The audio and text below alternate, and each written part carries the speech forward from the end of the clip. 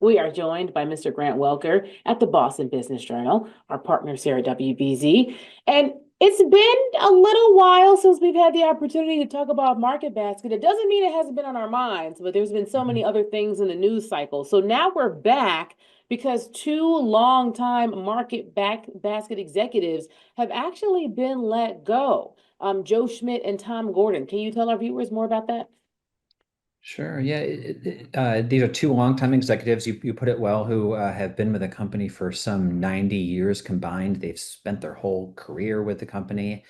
And what makes this really an escalation of this power struggle is that Joe and Tom are the prototypical market basket people. The company is full of people like them, especially in the headquarters, but even at many of the stores, people who know so intimately what makes Market Basket work. And they're the people that Market Basket has always prioritized. Someone who knows the in and outs of the company, the needs of its employees and customers. And it's a large company. There's some 30,000 or more employees. And yet, people who are in this kind of inner circle, people who are close to Arthur T and have such a strong impact in running the company, they're really instrumental. It goes beyond simply moving on from two executives who have been pretty outspoken in some of their criticism of the board. And because Joe Schmidt and Tom Gordon, as you described, really are a part of the fabric of Market Basket, how do we think that that is going to impact the company moving forward? You know, you mentioned 30,000 plus employees, but that's what makes Market Basket special, that they don't have this turnover and they don't have all these new people constantly. They have like a family, a fabric of people who are really invested in Market Basket. So to lose two people like that, what kind of impact do we think this will have?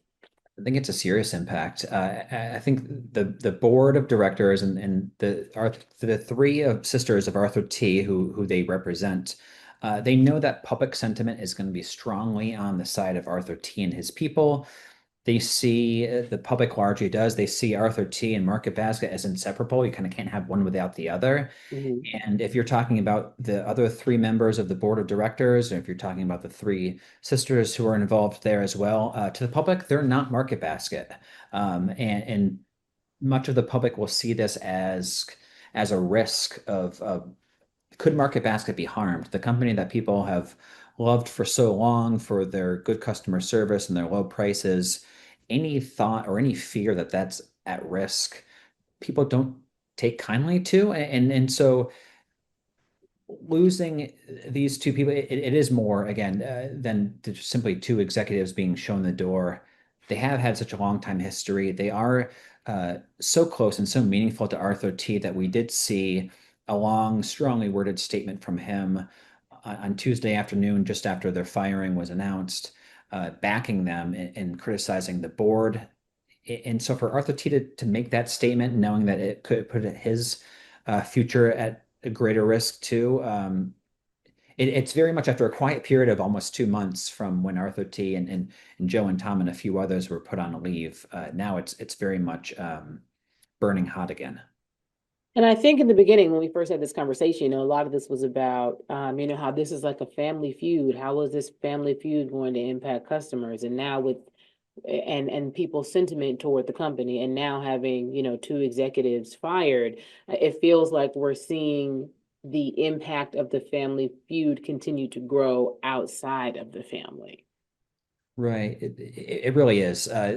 We don't have a sign, at least yet publicly, that there's the brewing sentiment in the public that people want to walk off the job if you're an employee or shop elsewhere if you're a customer to get them back. But this isn't a regular old company, a retail company where people may be uh, be a loyal shopper, but not necessarily know who the CEO is, or to know in this case who some executives are. But through much of this region, people do know their names, and the fact that they have talked about what Market Basket means to them and shoppers and employees, when they're shown the door, it really does. To me, it shows that the board of directors and Arthur T's three sisters, who they represent on the board, um, they mean business. They're not scared of public sentiment, and they see it as something that they can't let continue, where there is all these public statements being made disparaging the board, whether they're fair or not, whether they're accurate or not. It doesn't put Market Basket in a good light, and it looks like the board and Arthur T's sisters feel like um, they're kind of flexing their muscle and they're showing where the power is. And as we continue to follow this story, because we know this won't be the last conversation we have about Market Basket and their moves, is there anything else that's important for viewers and customers to understand at this point in the story? Yeah, I would say that what happens next is not necessarily most in the hands of the board. I think it's most in the hands of the public. It took quite a while. It took actually a full year, more than a decade ago, from when the power on the board went from the Arthur T side to the side of his rival cousin, Arthur S. Demoulas. And when that happened, a lot of people saw the writing on the wall. They knew Arthur T's job was in jeopardy. And because his job was in jeopardy, they knew that the Market Basket Way, as they saw it, was also in jeopardy. In this case, it's kind of similar. It's playing out. It's kind of simmering below the surface.